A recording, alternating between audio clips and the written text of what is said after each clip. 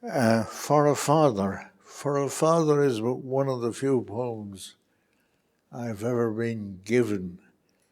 In other words, I got the whole poem, even under punctuation, without any work on my part.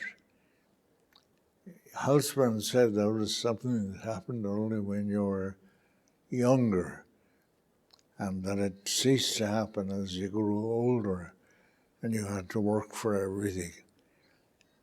In fact, he seemed to resent that somehow. Anyway, this is one that I was sort of given, and it is a very early poem.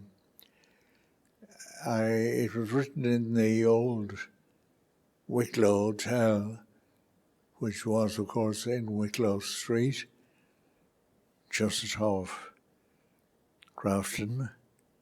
And I was waiting for my father there.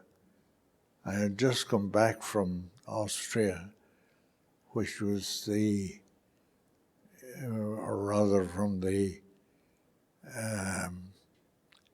American summer school, the Harvard summer school in Salzburg. And the poem came to me, and I wrote it down. Not there and then, but I think later on. The original version referred to a strange and frightening city. But in fact, I've never been frightened by any city. I'm a connoisseur of cities and get on quite well with them, even their worser quarters. So for years I wanted to change that. And I changed it in time for an anthology that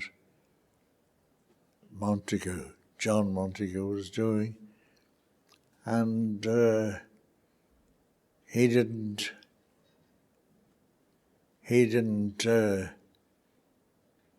think it was a change for the better poetically.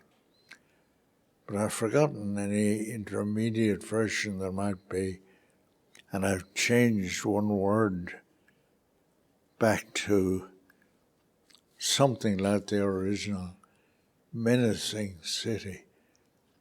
Both Salzburg and Vienna were under full-power occupation at the time and were patrolled by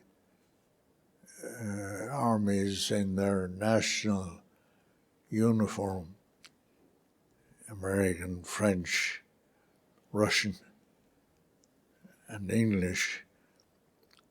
I suppose I meant something to do with that, I don't know.